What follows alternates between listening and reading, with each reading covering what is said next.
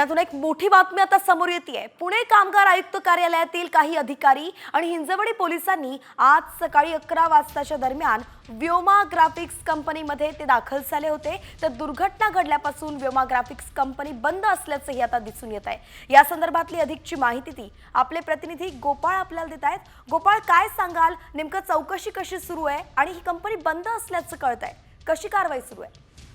हिंजवडी येथे जी mini tempo traveller बसला आग लागली होती त्यात व्योमा ग्राफिक्स कंपनीच्या 4 कर्मचाऱ्यांचा दुर्दैवी मृत्यू झाला होता आणि हा मृत्यू अपघातानं नाही तर हा घातपात घडवून हा मृत्यू म्हणजे कट रचण्यात आला होता अशी धक्कादायक माहिती समोर आलेली आहे। आणि व्योमा ग्राफिक्स कंपनीचा जो वाहन चालक आहे जनार्दन हंबर्डेकर यांनी हा घातपात घडवला होता।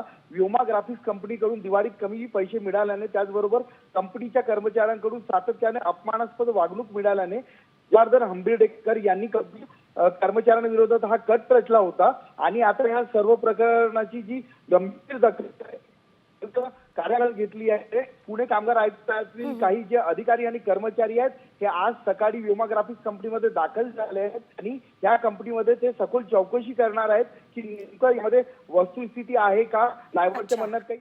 एकंदरीतच आपण पाहतोय की आता कामगार आयुक्तांकडून चौकशी सुरू झालेली आहे। थेट कंपनीत जाऊन आता कारवाई केली जाते, चौकशी केली जाते। मात्र हे नेमकं प्रकरण काय होतं तेच आता सविस्तरपणे पाहूया।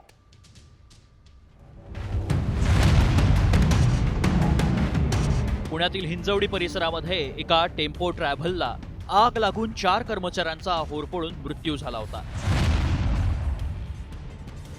त्यामुळे आयटी क्षेत्रात काम करणाऱ्या सर्वच कर्मचाऱ्यांना ने-आण करणाऱ्या गाड्यांच्या सुरक्षेचा प्रश्न ऐरणीवर आला। मात्र दिसतं तसं नसतं म्हणूनच होय, कारण आता या प्रकरणात पायाखालची जमीन सरकेल असा फिल्मी ट्विस्ट आलाय। 4 कर्मचाऱ्यांचा मृत्यू ना गाडीतील शॉर्ट सर्किटमुळे झाला ना कोणत्याही अपघातानं, तर हा होता ठरवून केलेला कट, एक घातपात। काय सरकली ना पायाखालची जमीन? होय, तर त्याचं घडलं असं की व्योम ग्राफिक्स कंपनीच्या 14 कर्मचाऱ्यांचा टेम्पो ट्रॅव्हलर मधून प्रवास सुरू होता। ड्रायव्हरच्या पायाखाली अचानक आग लागली। ड्रायव्हरसह पुढचे काही कर्मचारी वाचले, मात्र मागचा दरवाजा न उघडल्यानं 4 कर्मचाऱ्यांचा होरपळून मृत्यू झाला। मात्र कायद्याच्या हातून कोणीच सुटत नाही आणि हाच या घटनेतला सर्वात मोठा ट्विस्ट ठरलाय। काय नेमकं घडलं पुढे ऐका। यामध्ये व्योम ग्राफिक्स कंपनी जी आहे, ज्याची टेम्पो ट्रॅव्हलर होती, तिचा चालक आहे जनार्दन हंबर्डेकर यांनी हा घातपाताचा बनाव केला। आग लागल्याचं भासवलं आणि किंबहुना आग लावली। बेन्झिन हे फ्लॅमेबल सोल्युशन आहे जे आगीच्या संपर्कात आलं की मोठ्या प्रमाणावर भडका उडतो, त्याचा वापर त्यांनी या गुन्ह्यात केला। ड्रायव्हर जो आहे आरोपी, याचे कंपनीतल्या या एम्प्लॉईजशी जुने वाद होते। विविध प्रकारच्या कारणावरून आणि जुन्या वादावरून त्यांनी हे कृत्य केलं। फेज 1 सर्कलला आल्यानंतर ज्या ठिकाणी उतार आहे तिथे त्यांनी गाडी थांबवून आगपेटीतून आग लावलेली आहे आणि जसं ते केमिकलच्या संपर्कात आलं त्यात तो ब्लास्ट झालेला आहे।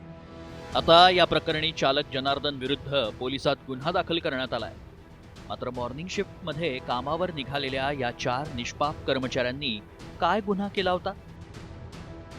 टेम्पो ट्रॅव्हल्सला आग लागल्यानंतर चौघांनीही शेवटपर्यंत बसमधून बाहेर येण्याची धडपड केली। जळालेल्या बसमध्ये पाहिलं असता लोखंडावर ओरखडे। चौघेही शेवटच्या क्षणापर्यंत जीव वाचवण्यासाठी प्रयत्न करत होते।